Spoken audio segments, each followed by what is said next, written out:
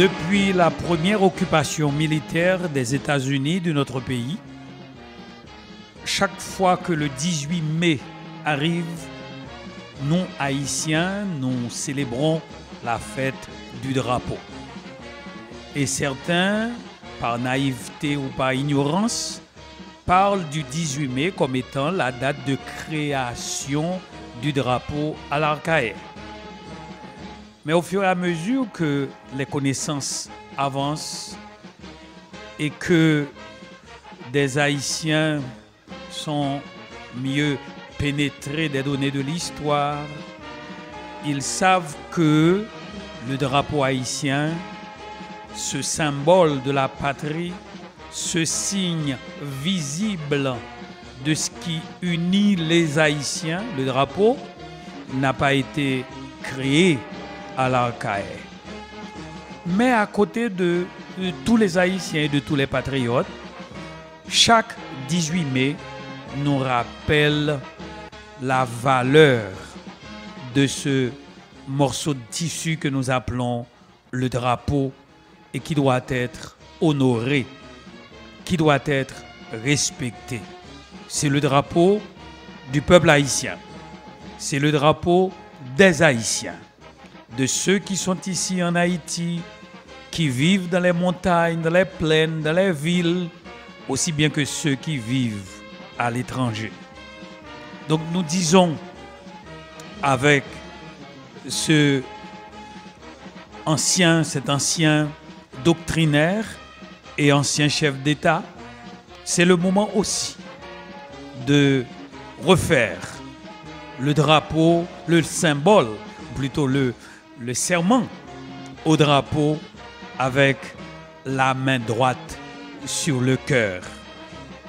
Je jure devant Dieu et devant la nation d'en être le gardien intraitable, qu'il flotte désormais dans l'azur pour rappeler à tous les Haïtiens les prouesses de nos sublimes martyrs, de la Crête à Pierrot, de la butte Charrier et de Vertières, qui se sont immortalisés sous les boulettes et la mitraille pour nous créer une patrie où le nègre haïtien se sent réellement souverain et libre. Ce sont des paroles d'allégeance, de fidélité au drapeau et en règle générale, il y a une trentaine d'années, on le faisait chaque matin. Et nous autres à Radio Sentinelle, nous le faisons chaque année. On le faisait chaque jour dans le passé. Mais nous autres, nous le faisons au moins chaque année. Car le drapeau, je viens de le dire, c'est le signe visible de la patrie. C'est le symbole de notre pays et même du peuple haïtien dans son unité, dans sa diversité. Et tout le monde, tous les Haïtiens en général, doivent montrer qu'on aime le pays, qu'on aime la patrie à travers le drapeau qu'on doit respecter. Ce matin, sans révéler la note discordante sur la question du drapeau, nous allons simplement corriger ce petit livre destiné aux élèves des cours moyens préparé par les frères de l'instruction chrétienne qui donne une histoire du drapeau en 4 ou 5 phases, ou plutôt qui retrace l'itinéraire de notre drapeau à travers 5 épisodes. Alors nous autres, nous ajoutons comme commentateurs historiques et 2 autres points qui doivent favoriser la compréhension de nos élèves, de nos étudiants et des chercheurs. D'après le petit livre des frères de l'instruction chrétienne, instruction civique et morale, cours moyen, intitulé J'aime Haïti, le drapeau haïtien a sa première phase historique qui remonte à 1802. et pour s'arrêter à février 1986, lorsque le Conseil national de gouvernement avait rétabli le drapeau bleu et rouge. L'histoire de notre drapeau, malheureusement, ne commence pas en 1802.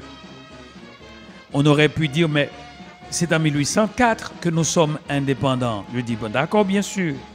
Si les frères de l'instruction chrétienne dans J'aime Haïti commencent cette histoire en 1802, Haïti n'était pas encore indépendante. Et dans ce livret, il parle des troupes indigènes qui avaient le drapeau tricolore, oubliant une autre phase qui est la phase des luttes des drapeaux. Le premier drapeau fanion des partisans de la liberté qui devait différencier ces porteurs comme révolutionnaires à ceux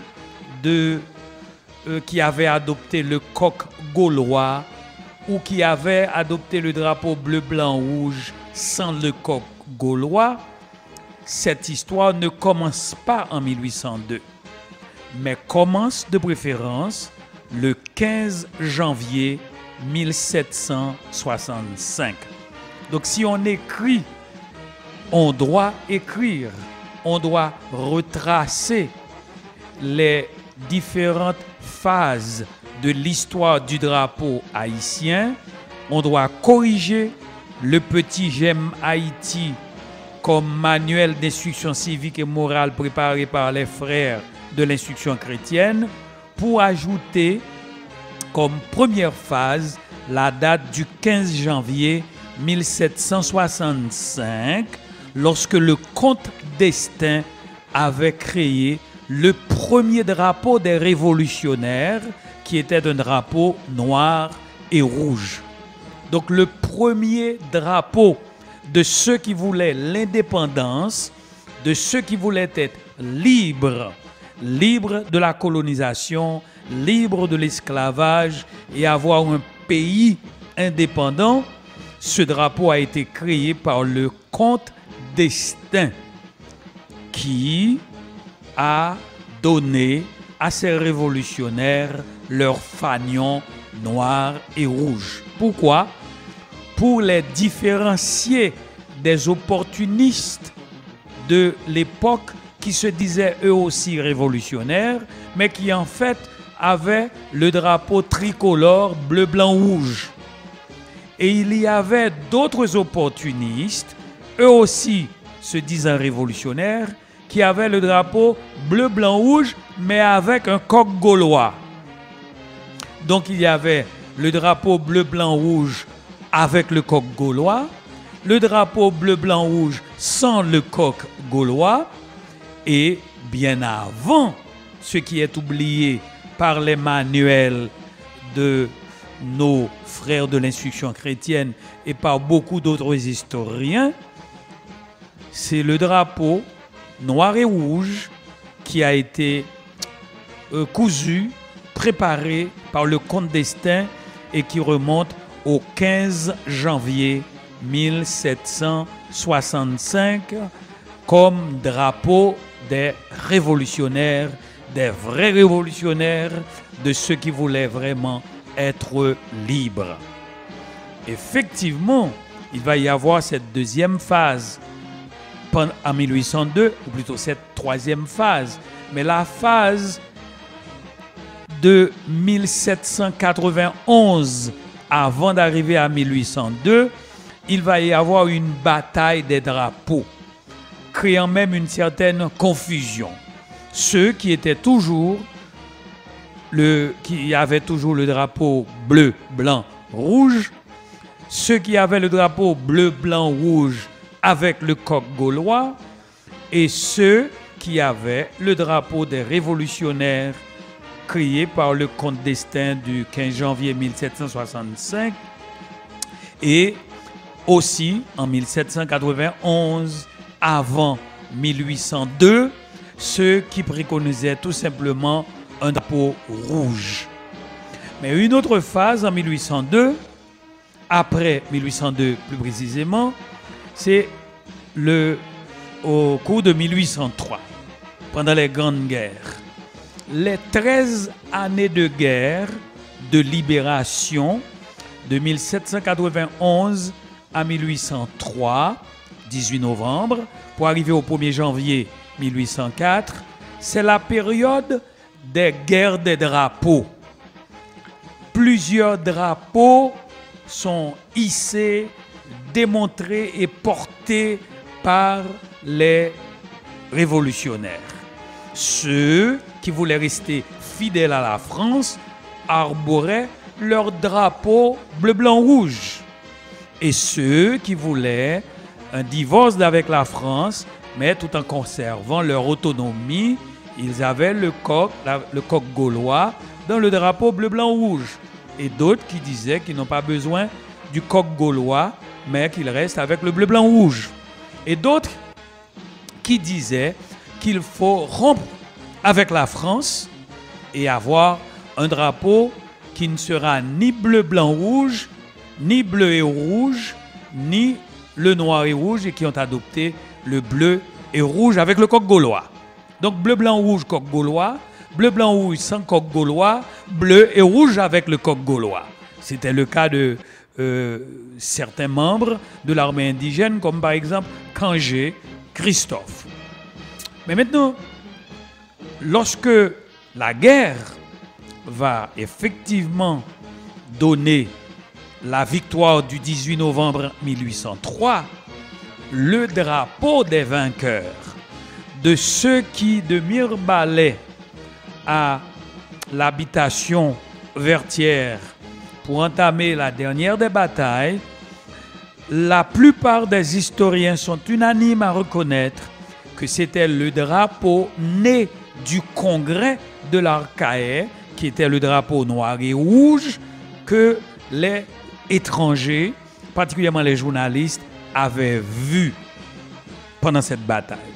Donc, contrairement à ceux qui veulent justifier la légitimité de leur drapeau bleu et rouge pour dire que c'est le drapeau de la guerre de l'indépendance, c'est faux. Et il faut leur dire que grâce aux articles écrits par des journalistes anglais de la Jamaïque ou bien des Américains reproduits dans leurs journaux de l'époque, c'était le drapeau noir et rouge bien avant le congrès de l'Arcahaie de 1803 qui avait été hissé et porté par ces révolutionnaires. Donc le drapeau de Vertières n'était pas un drapeau bleu et rouge pour plusieurs raisons. Parce que la plupart des gens qui étaient à Vertières, c'était des gens qui voulaient rompre définitivement avec la France et qui haïssaient la France. Et avoir bleu et rouge, cela leur symbolisait un petit peu une certaine cohabitation avec la France. Deuxième raison, la plupart des mulâtres qui arboraient le bleu, blanc, rouge, ou bien le bleu et rouge avec le coq gaulois ou sans le coq gaulois, ils n'étaient pas à Vertières. Pétion n'était pas à Vertières le 18 novembre 1803. Geffrard n'était pas à Vertières. Or, le pays était à l'époque divisé entre le Grand Nord, le Grand Sud et l'Ouest. Pétion commandait l'Ouest, qui englobait aussi Léogane et le Sud-Est, comme nous l'appelons aujourd'hui avec Jacmel, et Geffrard qui commandait l'ensemble des départements qui sont aujourd'hui, l'ensemble des départements réunis aujourd'hui, formant les Nippes, la Grand'Anse et le Sud. Geffrard donc, qui commandait ces grands départements des Nippes, Grand'Anse et Sud, n'était pas à Vertières avec ses troupes. Pétion, qui commandait l'Ouest et une partie du Sud-Est, n'était pas à Vertières. Et l'œuvre du 18 novembre 1803, historiquement parlant, d'après les données qui sont parvenus jusqu'à nous étaient en grande partie, l'œuvre des Noirs venus du nord-ouest, du nord et de l'Artibonite, de ce centre que nous appelons aujourd'hui l'ensemble qui forme l'Artibonite. Donc, c'était là une vérité historique qu'il fallait annoncer, plutôt qu'il fallait énoncer dans ce petit J'aime Haïti de l'instruction civique et morale. Maintenant, le drapeau noir et rouge que finalement nous allons adopter dans la constitution de Dessalines, la première constitution de l'État indépendant d'Haïti, dans les dispositions de l'article 20 qui consacre les couleurs noires et rouges, eh bien, ces couleurs noires et rouges ont été aussi vues par des observateurs étrangers, notamment français, à la sortie des officiers et des soldats du congrès de l'Arcahaie. Parlant du congrès de l'Arcahaie, certains esprits plus ou moins à courte vue parlent d'une réunion de création de drapeaux et oublient qu'il ne s'agissait pas d'une journée de travail, mais plutôt d'un congrès politico-militaire ou militaro-politique qui a eu lieu à l'Arcahaie du 15 au 18 mai 1803. Je répète, pour les élèves, les étudiants, les chercheurs indépendants, ceux qui sont à la recherche de la vérité, à l'Arcahaie, il y a eu un congrès politique et militaire qui a duré du 15 au 18 mai 1803. L'objectif visé par ce congrès, c'était d'unifier le commandement militaire de la guerre vers l'indépendance nationale. Et il faut dire que Pétion, Alexandre Pétion, a joué un rôle de premier plan, un rôle logistique dans la préparation de ce congrès de 3 jours. 15, 16, 17 et 18, mais 3 jours pleins, pour ne pas dire 4 jours.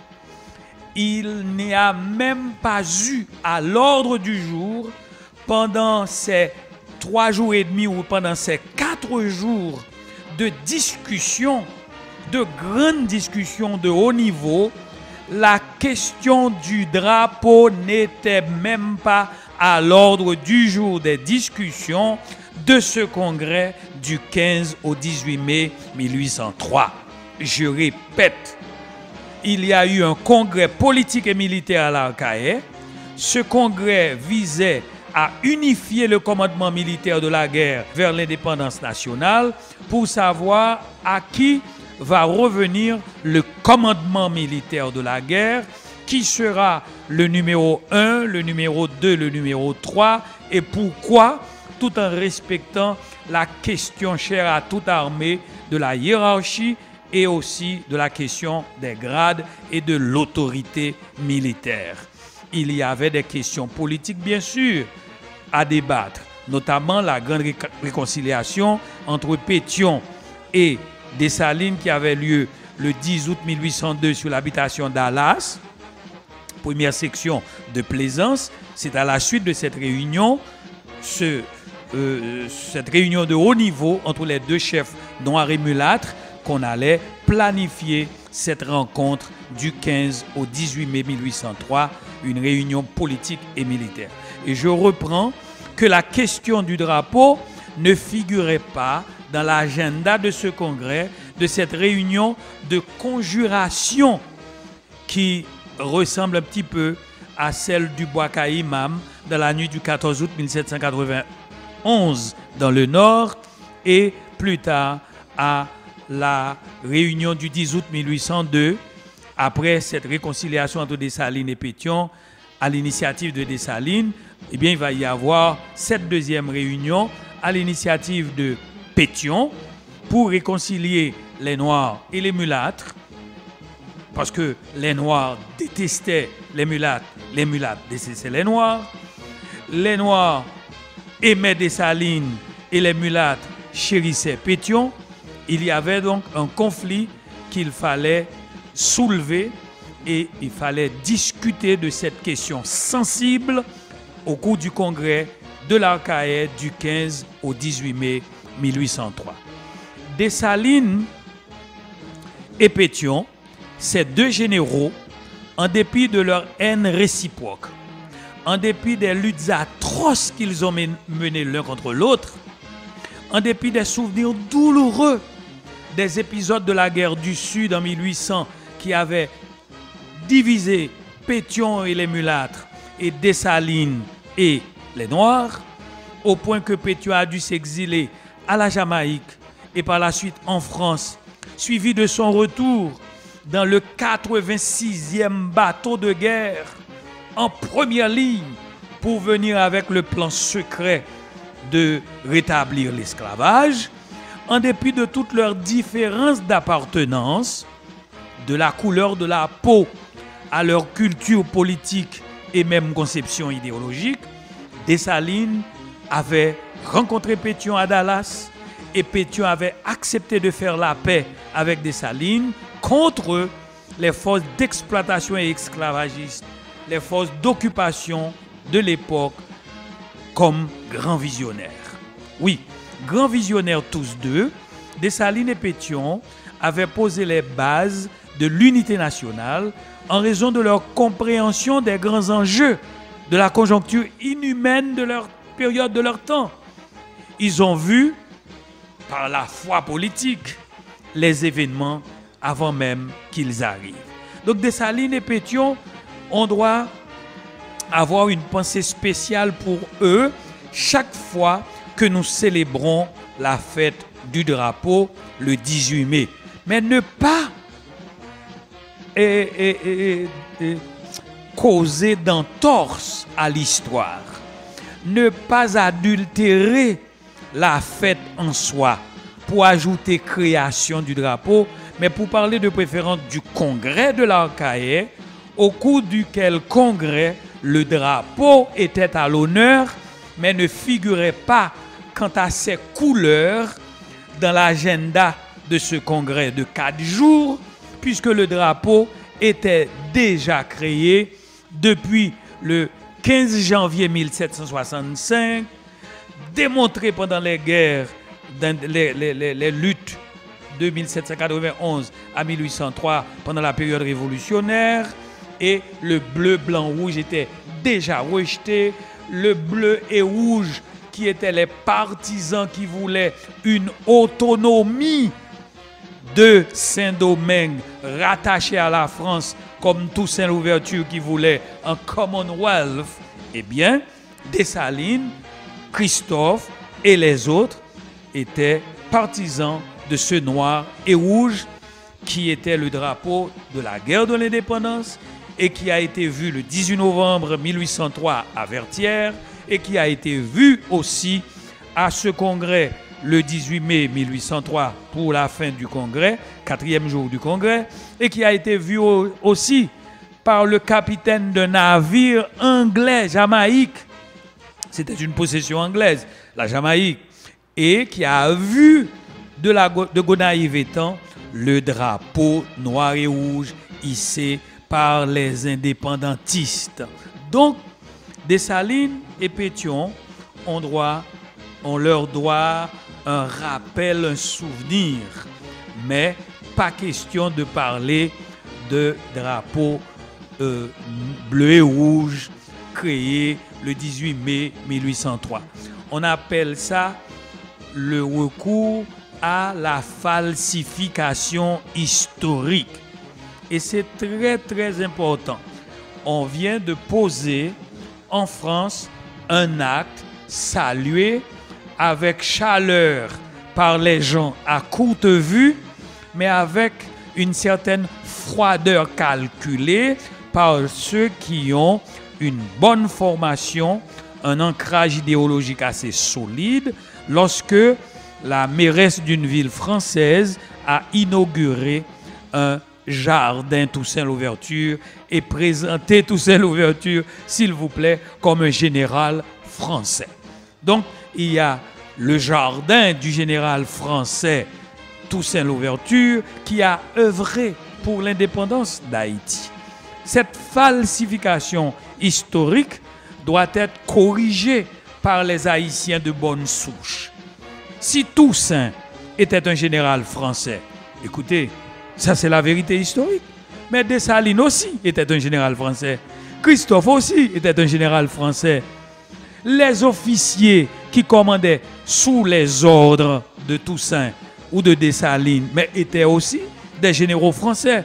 Donc il y a une part de vérité historique dans ce que dit la plaque attachée à ce jardin de Toussaint Louverture en France. Le problème, on a dit une partie de la vérité. Lorsque Toussaint Louverture a eu à s'écarter de la France, parce que la France voulait l'esclavage, et qu'il a appris que en Espagne, on offrait la liberté aux Noirs, mais Toussaint avait trahi l'armée française pour devenir un général espagnol.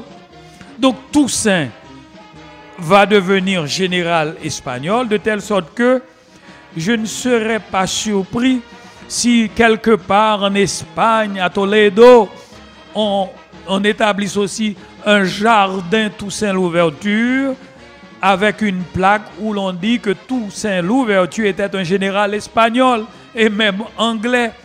Parce que Toussaint Louverture a servi dans les différentes armées qui s'entretuaient dans le pays des Haïtiens, qu'ils appelaient pour certains Saint-Domingue et d'autres Hispaniola, etc.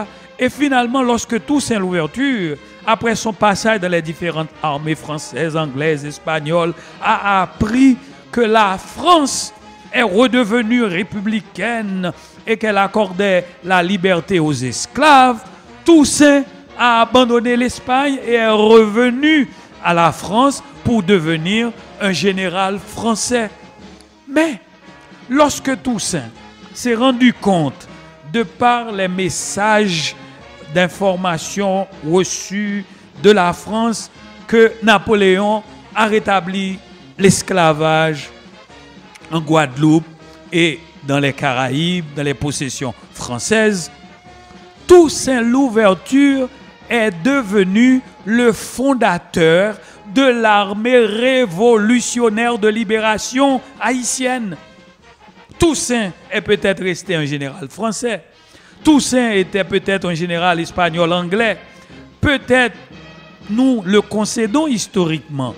Mais il faut noter que ce Toussaint Louverture, général franco-anglo-espagnol, est le fondateur de l'armée haïtienne de libération lorsque il a réuni, rallié sous son leadership, sous son commandement, l'ensemble des officiers qui, eux, étaient dans l'armée anglaise, eux dans l'armée espagnole, eux dans l'armée française, pour avoir une armée comme Trotsky, qui a formé l'armée rouge. Et c'est cette armée qui va lutter contre le nazisme au point de perdre 20 millions de soviétiques pendant la Seconde Guerre mondiale. L'armée fondée par Trotsky. Et aujourd'hui, Vladimir Poutine ne peut ne pas se rappeler que son armée, l'armée des Russes, était à un certain moment l'armée soviétique fondée par Léon Trotsky, pour devenir l'armée rouge, au point que 20 millions de Russes, de Soviétiques ont péri pendant la Seconde Guerre mondiale. Donc lorsque nous parlons de l'armée de libération haïtienne, nous devons nous souvenir qu'elle a été effectivement fondée créée par Toussaint Louverture. Mais ce n'était pas une armée française que Toussaint avait fondée. Ce n'était pas une armée anglaise ni une armée espagnole.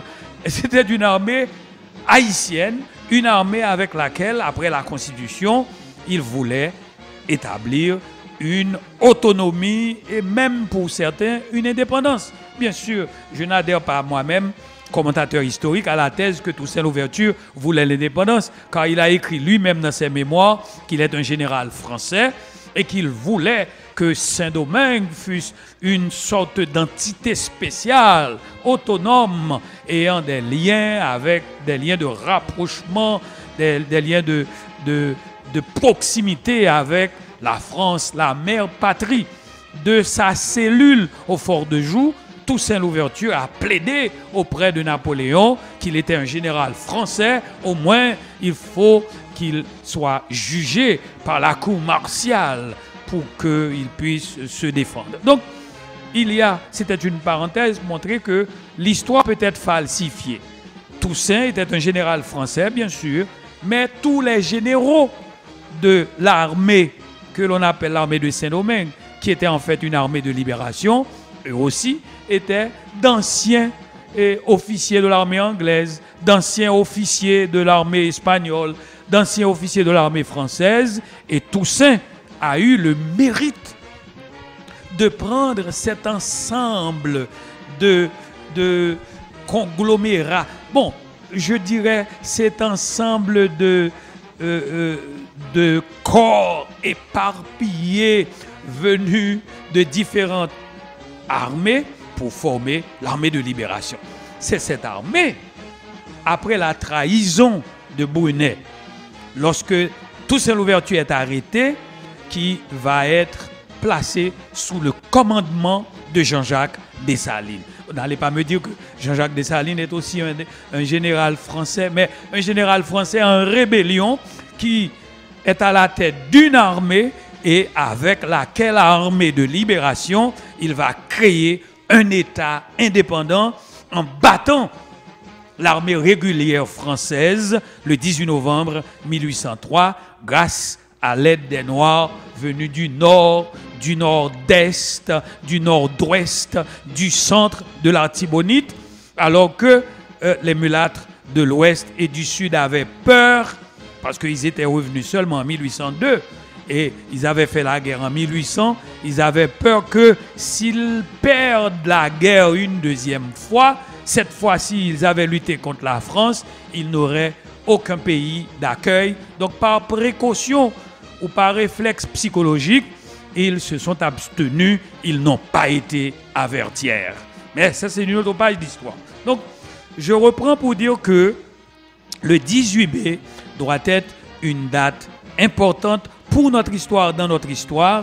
Mais s'il vous plaît, ne parlons pas seulement du 18 mai, parlons du congrès de l'Arcahaie qui a eu lieu du 15 au 18 mai 1803 et au cours duquel congrès on a choisi, on a désigné, parce que c'était le plus ancien après Toussaint Louverture, Jean-Jacques Dessalines était désigné, nommé par les membres de ce congrès politico-militaire comme celui devant assurer le commandement suprême de l'armée.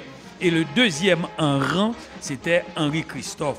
Vient par la suite Alexandre Pétion. Donc, les trois principaux généraux qui ont choisi dans ce complot, dans ce congrès complot, de mener la guerre pour l'indépendance ou vers l'indépendance, c'était numéro 1, accepté par les membres du congrès.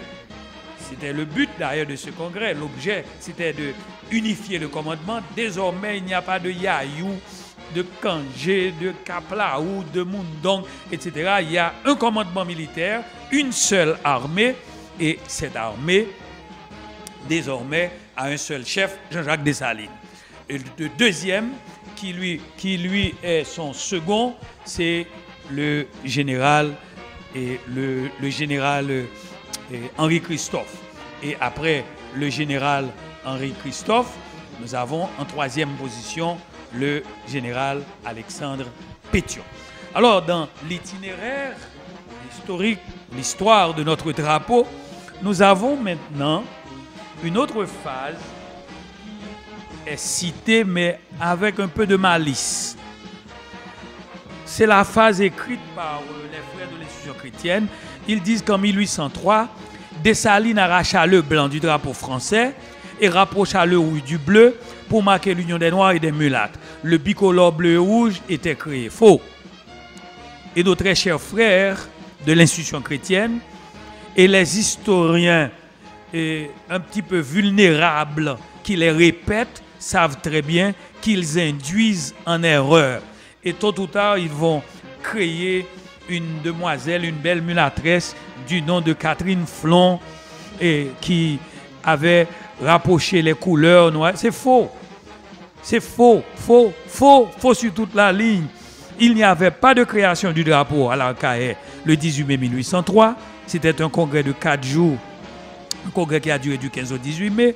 Ensuite, le drapeau noir et rouge était déjà créé. Il n'était pas question de diviser les membres du congrès avec un drapeau bleu et rouge et un drapeau noir et rouge. Un seul drapeau, c'était le drapeau de l'indépendance noir et rouge. D'ailleurs, c'était ce drapeau créé bien avant, comme je l'ai dit tantôt, le 15 janvier 1765, qui est le drapeau des indépendantistes, le drapeau de ceux qui veulent la liberté totale. C'était ce drapeau qui était vu, hissé, démontré par les membres de ce congrès qui s'était rassemblé du 15 au 18 mai 1803 à l'Arcahaie. Donc, il n'était pas question de Catherine Flon. Catherine Flon, effectivement, c'était une très belle femme secrétaire de Clairvaux qui avait aidé à confectionner des drapeaux pour préparer la fête de l'indépendance le 1er janvier 1804. Et Dessalines n'a pas eu à remplacer le blanc pour les rapprocher du noir. Et la quatrième phase énoncée par les frères de l'institution chrétienne, c'est que Dessalines remplace le drapeau bleu-noir, le bleu par le noir, et Christophe adopte le drapeau dessalinien noir et rouge. Vous voyez, on cherche à faire une sorte de mélange confusionniste pour dire que Dessalines bientôt va remplacer le bleu. Ils n'ont pas dit que c'est l'article 20 de la première constitution de l'État qui a consacré les couleurs noires et rouges. Ce n'est pas Dessalines. Vous voyez, on tend à charrier les haines sur une seule personne. C'est la théorie du bouc émissaire, que c'est Dessalines. Ce qu'ils n'ont pas dit, après 1803, la guerre de l'indépendance a lieu. La plupart de ceux qui écrivent l'histoire, Thomas Madiou et Beaubois Ardouin, qui étaient les cousins de Pétion, ce sont ces gens-là qui nous ont écrit les premiers manuels d'histoire d'Haïti. Et ce sont eux qui étaient les auteurs intellectuels du drame du 17 octobre 1806. Donc ils n'avaient aucun intérêt à raconter de belles choses de Dessalines. D'ailleurs, ils ont même falsifié une page d'histoire en écrivant un document qui s'appelle... qu'ils ont écrit le 17 octobre et qu'ils ont daté 16 octobre. Donc, comme quoi c'est un document le 16 octobre qu'ils ont préparé et ils disent que ce document était préparé le 17, et alors que c'était faux, et résistance à l'oppression. Cette feuille est une falsification aussi. Après avoir assassiné Dessalines, les gens s'étaient réunis, j'ai déjà raconté cette histoire, et s'étaient réunis sur l'habitation tout près que l'on appelle aujourd'hui Pétionville. Eh bien là, ils ont écrit un document avec l'aide de ces savants historiens pour dire il faut que devant l'histoire nous justifions l'acte du 17 octobre. Et c'est alors qu'ils ont dit qu'il faut écrire résistance à l'oppression, et ils ont écrit 16 octobre, alors qu'on était déjà au 17-18 octobre après le crime. De plus, il ne faut jamais oublier que pendant 45 ans, aucun Haïtien, après le 17 octobre 1806, n'était autorisé à citer le nom de Jean-Jacques Dessalines. Même par abrégé, si vous disiez JJD, vous étiez arrêté, garrotté et tout simplement fusillé ou bien la tête tranchée si vous osiez à l'époque citer le nom de Jean-Jacques Dessalines. Donc ce sont ces historiens qui nous rapportent l'histoire de la création de notre drapeau. Maintenant, eh bien, ils vous disent que le noir et rouge a été choisi par Dessalines. Comme si Dessalines a imposé le noir et rouge. alors que c'était une constitution. La première constitution du nouvel État indépendant qui a été écrite, on a pris 1804 à 1805 pour la rédiger. Et lorsqu'elle est rédigée en 1805, il y est écrit l'article 20 dans les dispositions finales, les couleurs nationales sont le noir et rouge. Article 20.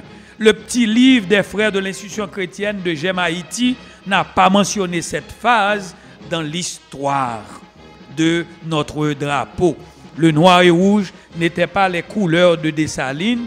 Le noir et rouge ne vont pas devenir les couleurs de Christophe, mais c'était les couleurs constitutionnelles suivant l'article 20 du premier drapeau de la première constitution. Donc, l'article 20, c'est l'article constitutionnel du premier drapeau de l'État indépendant et souverain d'Haïti. Maintenant, en 1806, lorsque la guerre éclatait entre Pétion et Christophe à cause de la mort de Dessalines, l'autre subterfuge par falsification, c'est ils vont mettre Pétion comme étant un bon papa bon cœur et Christophe un tyran, un dictateur qui ne peut pas, conformément à ce qui a été décidé au congrès de l'Arcaïre, remplacer Dessalines. Dans un premier temps, ils se sont arrangés pour fabriquer une constitution et on a présenté cette constitution à Christophe comme président d'Haïti. Christophe a lu et il voit que dans cette constitution, il n'aura même pas les pouvoirs d'un caporal. Eh bien, il a dit non. Quand il a dit non, les écrivains, cousins de Pétion, frères cousins de Boyer, ont écrit que Christophe avait lui aussi participé dans l'assassinat de Dessalines, le fondateur. Et c'est faux. Écrivez, feuilletez très bien les livres d'histoire, vous allez voir la lettre que Pétion a écrite qui est un scandale à Madame Dessalines, comme pour lui dire une veuve qui a son mari assassiné, pour dire, chère madame, votre mari a payé le prix de ses forfaits. Consolez-vous quand même, car ce tyran, le ciel nous a fait un privilège exceptionnel. C'est le langage de Pétion dans une lettre écrite à Madame Dessalines. Tandis que la lettre de Pétion, la lettre de Christophe à Madame Dessalines, c'est l'œuvre d'un humain, d'un homme formé à l'anglaise. Pour dire, madame, j'ai appris avec douleur l'incident qui est arrivé, au cours duquel nous avons perdu le fondateur de la patrie. Madame, ici chez nous dans le Nord, nous avons de la place pour vous. 2 lettres, 2 personnalités, 2 visions et 2 caractères différents. Alors, pour parler maintenant de cette affaire de Christophe et a choisi le noir et Dessalines avait choisi le noir, qui était le noir et rouge pour Christophe, le noir et rouge pour Dessalines, il faut insister et le répéter, c'était le drapeau constitutionnel du premier État noir indépendant dans le monde, l'État d'Haïti. Et que c'est l'article 20 qui avait consacré dans cette disposition finale ces couleurs nationales noir et rouge de notre drapeau. L'autre phase maintenant, pourquoi bleu et rouge? La guerre a éclaté entre Christophe et Pétion. Car Christophe n'a pas accepté ce qui s'est passé. Et il a appris que même les officiers les plus éloignés de Dessalines, dès lors qu'on cite leur nom, ils étaient arrêtés, garrottés, emprisonnés, tués. La guerre éclate donc entre les partisans de Christophe et les partisans de Pétion. La bataille a eu lieu et Christophe était sur le point de contrôler le Nord, n'était ce fameux Coutilien Coutard. L'armée du Nord était sur le point de prendre le contrôle de l'Ouest, de toutes les régions contrôlées par Pétion, quand Coutilien Coutard a sauvé Pétion grâce à son chapeau galonné. Mais ce n'est pas là que nous sommes maintenant. Non. Il y a la guerre. Les troupes du Nord de Henri Christophe ont leur fanion noir et rouge, les couleurs constitutionnelles de l'article 20 de la Constitution de 1805. Les troupes de Pétion, celles qui viennent d'assassiner le fondateur avec l'aide de la Mare, des mulattes du Sud et des autres, etc., avec l'aide d'un fameux Yayou, car lorsque là où il y a les Pétion et les Lamarre, il y a toujours un Yayou noir, costaud, laid, vilain, pour couper les doigts des Salines. Eh bien, les Yayou, les Lamarre, les Pétion, et les... après avoir assassiné Jean-Jacques Dessalines, la bataille a eu lieu entre Christophe et les mulâtres de l'Ouest sous le commandement de Pétion. Ils avaient, ces deux officiers, les mêmes drapeaux tout en étant en guerre. C'est en février 1806, au cours de la bataille de Sibert, que Pétion, ayant remarqué que, et ce que je vous dis là est raconté par le propre cousin de Pétion dans son livre d'histoire d'Haïti, en février 1806, les drapeaux noirs et rouges des deux armées qui étaient en guerre, eh bien, Pétion a changé les couleurs noires et rouges de ses troupes en bleu et rouge pour retourner à la nostalgie dont il a toujours eu comme rêve, dont il a toujours eu le drame à vivre. Eh bien, il a changé les couleurs noires et rouges de ses troupes, de son armée, contre les troupes de Christophe, en bleu et rouge. Donc nous reprenons que ce drapeau noir et rouge a une histoire qui remonte bien loin avant même notre indépendance et qui remonte à la date du 15 janvier 1765. Qu'au cours du congrès militaire et politique du 15 au 18 mai 1803, le drapeau noir et rouge était là. Les couleurs bleu, blanc, rouge, c'était les couleurs choisies par les opportunistes qui ne savaient pas si, oui ou non, ils allaient gagner ou perdre la guerre. Et tantôt, ils avaient le bleu, blanc, rouge des Français, tantôt le bleu, blanc, rouge avec le coq gaulois, tantôt le bleu, blanc, rouge sans le coq gaulois, tantôt tout simplement le bleu et rouge.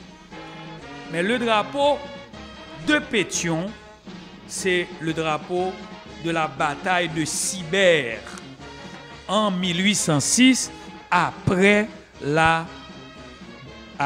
l'assassinat du fondateur, pour différencier les troupes.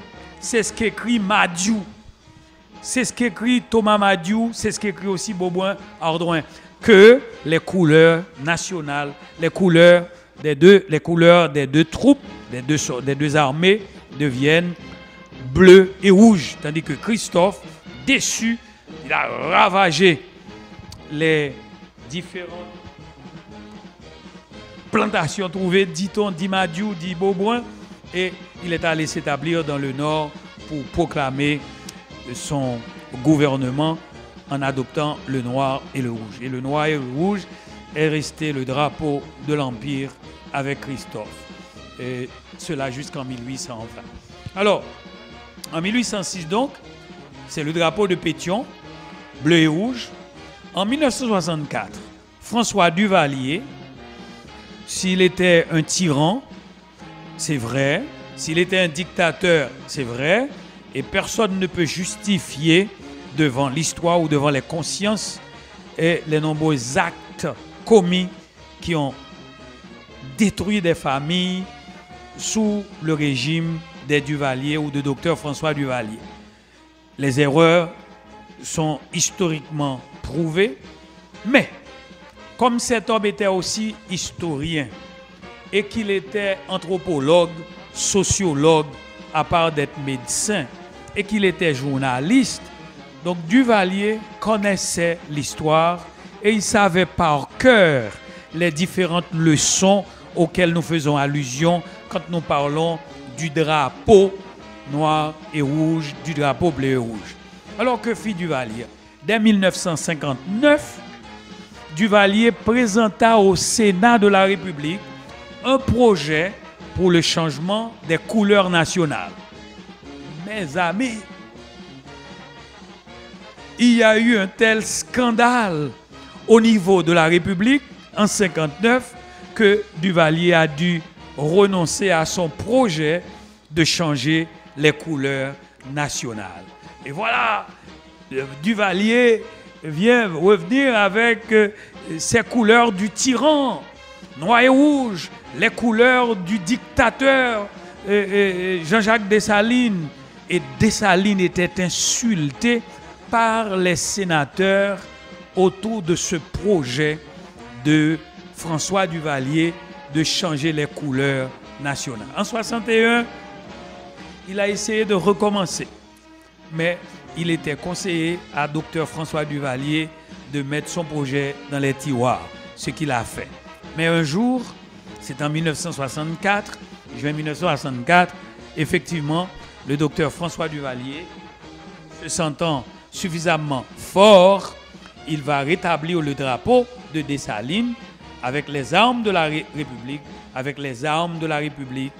comme cela a été fait en 1803 et comme ça a été en 1765. Donc, Duvalier s'est placé dans ce courant historique de rétablissement de la vérité autour de la question du drapeau en 1964.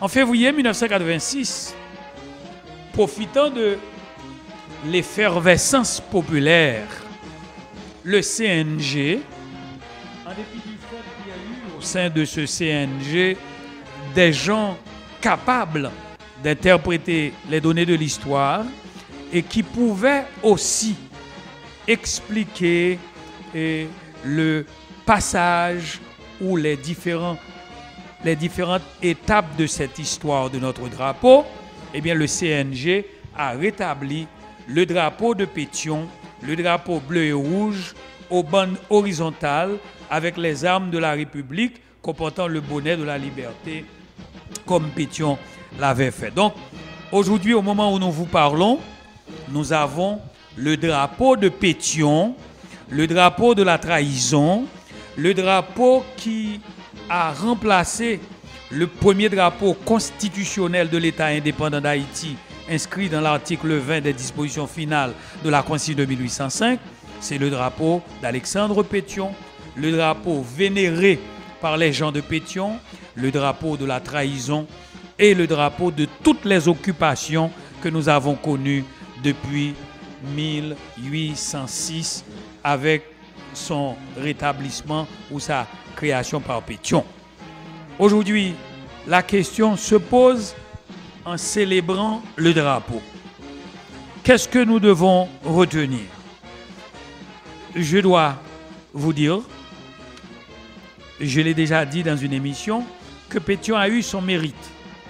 Mais le drapeau bleu et rouge que nous avons aujourd'hui, ce n'est pas le drapeau de tous les Haïtiens, c'est le drapeau de la classe de Pétion, c'est le drapeau de Pétion, le drapeau bleu et rouge, le drapeau de la trahison.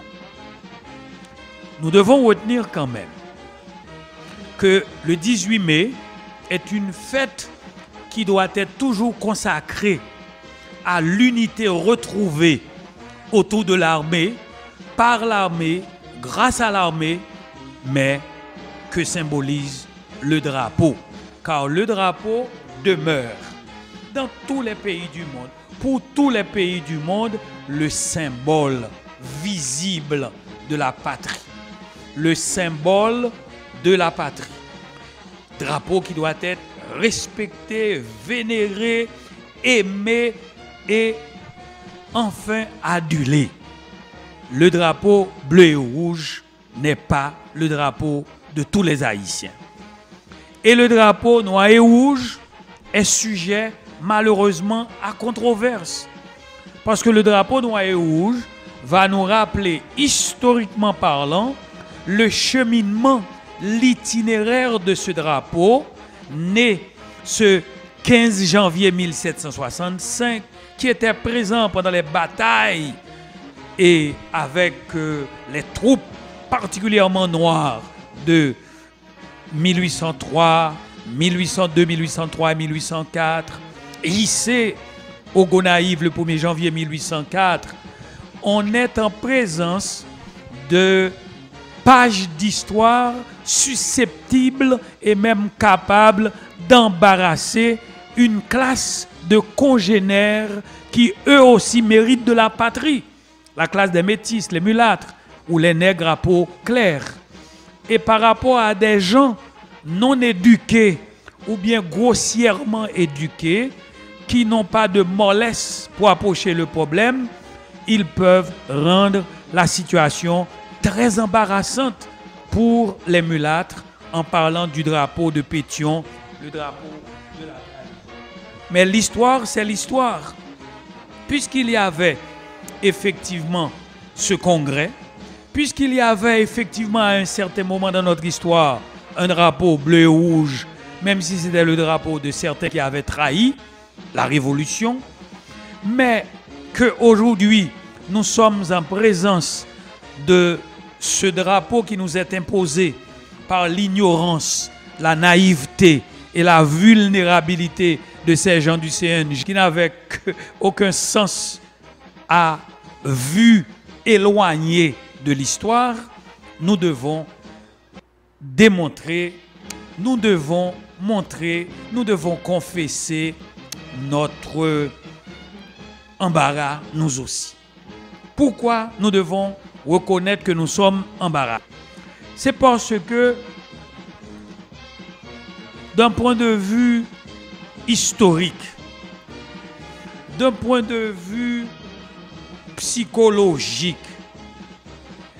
des mulâtres éduqués, je parle particulièrement de ces nègres à peau claire et qui peuvent comprendre l'ambivalence de leur situation et la précarité idéologique de leur situation face à l'histoire qui va leur révéler leur crime le 17 octobre 1806 et surtout le fait que depuis le 17 octobre 1806, ils aient établi un système qu'ils contrôlent et dont ils sont les seuls maîtres, les seuls responsables et les seuls gardiens. Donc il faut dire que nous devons reconnaître qu'ils vont être encore davantage embarrassés. Mais qu'en est-il?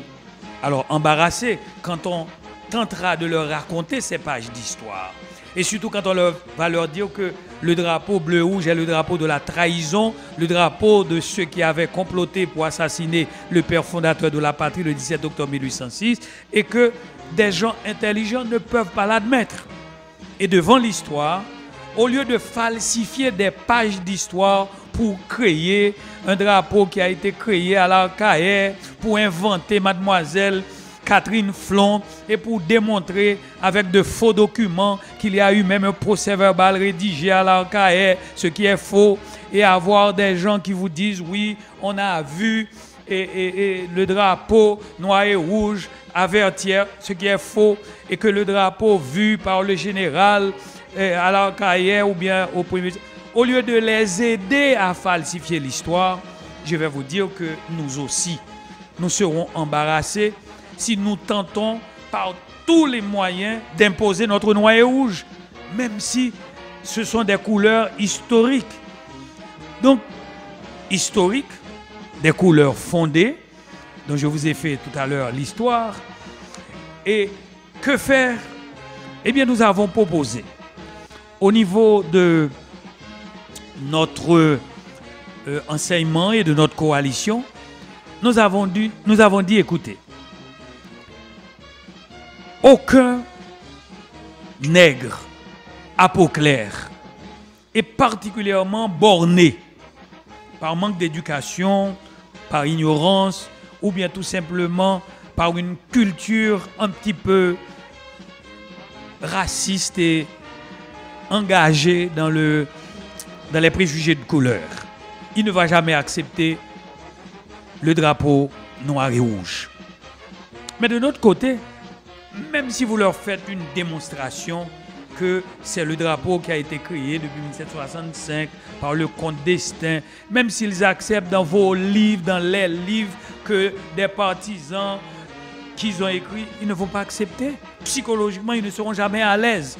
Or, le drapeau doit être un signe de ralliement, un signe d'unité et un signe d'unité nationale, de cohabitation consensuelle. Mais de notre côté, si les nègres à peau claire ne vont jamais accepter le drapeau noir et rouge, même si la vérité historique révèle que ce sont les couleurs qui sont inscrites dans la première constitution de ce pays, mais aucun nègre à peau foncé, surtout s'il a une certaine intelligence, une certaine connaissance des données de l'histoire, aucun imbu de l'importance du drapeau ne va accepter le drapeau bleu et rouge. Jamais.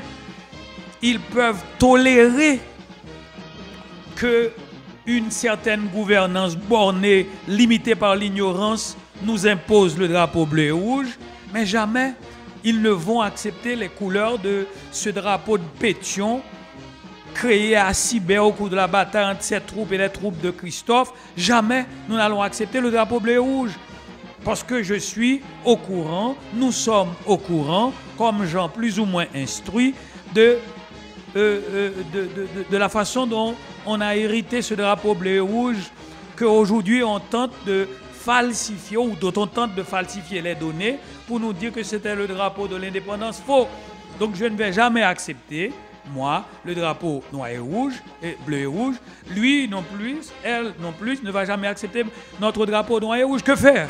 Alors nous avons, au niveau de notre coalition, pour préconiser quelque chose. La CONACED, la Coalition nationale du Centre démocratique, qui avons préconisé une troisième démarche, celle du milieu, parce que nous avons vu que l'extrême droite dans ce pays a échoué et l'extrême gauche a échoué et qu'il faut une sorte de dosage politique, économique, social et idéologique pour avoir une CONACED, coalition du centre démocratique. Alors nous avons préconisé la création d'un drapeau tricolore. Les nègres à peau claire, ils ne vont jamais accepter le noir et rouge. Et les nègres à peau foncée, ils ne vont jamais accepter intérieurement, même si on leur impose le bleu et rouge, ils ne vont jamais l'accepter comme signe de fierté, comme élément, symbole de fierté, de ralliement du drapeau. Alors, nous avons préconisé le drapeau de la réconciliation nationale, le noir, bleu, rouge. Le noir, bleu, rouge. Donc, ce drapeau serait disposé verticalement et horizontalement avec le carré historique blanc au milieu des couleurs noires et rouges placé du côté de la rampe. Et ce sera le drapeau de la réconciliation nationale. Et la garde du drapeau national, noir, bleu, rouge, sera confiée, son histoire, la transmission de ce symbole qui s'attache à cette histoire elle-même, à ses couleurs, ainsi que son importance, et le culte patriotique qui lui est dû seront confiés aux jeunes des écoles primaires, des écoles secondaires, et aux universitaires et aux forces armées et aux forces publiques de sécurité en général, de défense et même de la police de la République. Et ce drapeau noir, bleu, rouge sera fabriqué et cousu par une direction spéciale des forces armées d'Haïti sous le contrôle des ministères de la Défense et des forces armées et du ministère de l'Éducation nationale et de la recherche scientifique qui seuls seront autorisés à sa conception et sa distribution officielle. Et il y aura même, dans nos rêves, un insigne particulier qui atteste de l'authenticité et de l'autorisation de confection de ce drapeau. Donc le drapeau national noir, bleu, rouge sera hissé en permanence devant les bâtiments les édifices publics et devant les bâtiments, même à l'entrée principale des bâtiments qui ont un service public à rendre, les écoles en particulier, les universités, sur une hauteur de 20 à 25 pieds. Les bâtiments de plus de 5 étages, par exemple, auront, outre le drapeau principal au haut de l'édifice, mais un deuxième drapeau qui sera placé toujours en permanence à droite de l'entrée principale. Et il sera de même pour les édifices scolaires, les centres d'enseignement privés ou publics, entre 8h du matin et 5h de l'après-midi pour la montée et la descente du drapeau. Et un deuxième drapeau sera hissé en permanence au mât de l'édifice scolaire et des centres d'enseignement, quels qu'ils soient. Et on va préciser par une loi de respect du drapeau que le drapeau national, noir, bleu, rouge, est sacré. Son culte est obligatoire et s'impose à tous.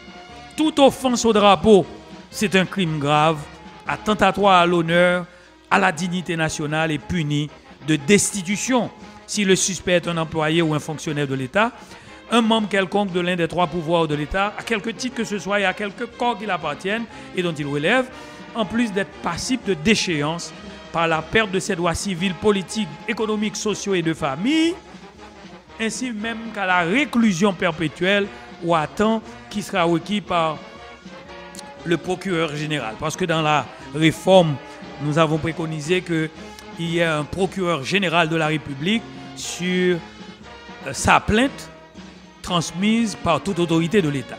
Donc, celui qui est condamné pour offense au drapeau, il est de droit soumis à un accompagnement psychologique au Centre national de réhabilitation civique et de réinsertion sociale.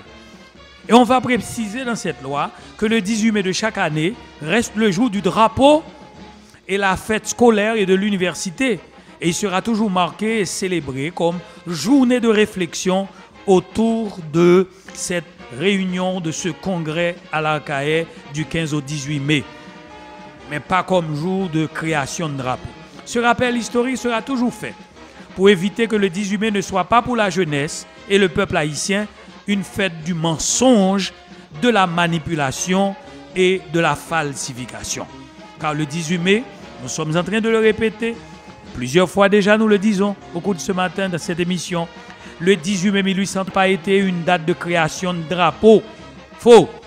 Le 18 mai 1803 n'a pas été une date de cérémonie de création de drapeau où Catherine Flon aurait cousu le bicolore bleu et rouge du pays. Faux. Au cours duquel Dessalines aurait, avec son épée, pris le morceau de tissu, la couleur blanche, pour le rapprocher, la couleur blanche pour la rapprocher de la couleur, pour la rejeter et rapprocher le bleu du rouge. Non, faux. Au congrès militaire politique de l'Arcahaie, il s'agissait d'unifier le commandement militaire de la guerre vers l'indépendance. Donc c'est après l'assassinat du fondateur, après le 17 octobre 1806, que Pétion va changer les couleurs nationales qui étaient pour les deux armées du Nord et son armée de l'Ouest qui était noire et rouge en bleu et rouge. Donc, célébrer la fête du drapeau le 18 mai, c'est une obligation, mais célébrer la création du drapeau bleu et rouge, c'est une falsification historique. Car le drapeau national, le drapeau des indépendantistes, le drapeau des Haïtiens qui voulaient être libres, indépendants, souverains pour un pays libre qui serait séparé de la France, ce drapeau était déjà créé le 15 janvier 1765 par le comte d'Estaing et adopté par Dessalines en particulier. Il y avait effectivement un congrès militaire et ce congrès a duré 4 jours du 15 au 18 mai 1803, mais ne portait pas sur la création du drapeau. D'ailleurs, le mot, la question du drapeau ne figurait même pas dans l'agenda de ce congrès. Le drapeau noir et rouge est le premier drapeau constitutionnel du pays, suivant l'article 20 des dispositions finales de la première constitution de l'État d'Haïti en 1805 et qui se lisent comme suit. Les couleurs nationales sont noires et rouges. Nous devons retenir, au dire de tous nos historiens, autour de tous nos commentateurs historiques, qu'en dépit de ce parcours en zigzag, que c'était la bataille de Sibère en février 1807, bataille qui opposait les troupes du nord du général Henri Christophe à celles de l'ouest du général Alexandre Pétion, que ce dernier, pour différencier les couleurs noires et rouges des deux armées en conflit, avait changé les couleurs de ses troupes en bleu et rouge pour les remplacer face à l'armée qui avait, ou aux forces de Christophe qui avaient les couleurs noires et rouges. Donc nous préconisons, en termes de réconciliation, que les Haïtiens aient un drapeau dont nous serons tous fiers, qui sera un drapeau noir, bleu et rouge. Noir, bleu, rouge. Et c'est dans ce moment-là que je pourrai avec fierté, la main sur le cœur, chanter pour le drapeau, pour la patrie, pour le drapeau, pour la patrie, ou bien salut au drapeau, et répéter encore, comme je l'ai dit, je jure devant Dieu et devant la nation d'en être le gardien intraitable et farouche, etc., etc. Alors, l'hymne national haïtien, lorsque le drapeau national sera vu, regardé, lorsque l'hymne sera entendu, que les Haïtiens, où qu'ils se trouvent, verront et diront pour les ancêtres, marchons unis. Noir, bleu, rouge. Une proposition que nous léguons à la jeunesse et au peuple haïtien. Les couleurs nationales d'Haïti, au lieu de bleu et rouge ou de noir et rouge, deviennent noir, bleu et rouge. Confectionner ce drapeau, et le tailleur Guy Tissu en a fait 5 patriotes qui sont intéressés à ce changement de drapeau dans les réformes, prochaines réformes constitutionnelles à venir. Au drapeau, pour la patrie, mourir est beau. Pour le pays, pour les êtres, marchons, marchons unis. Dans le rang, point de traître, du sang, soyons soldats. Marchons unis, pour le pays, pour les ancêtres. Marchons, marchons, marchons unis.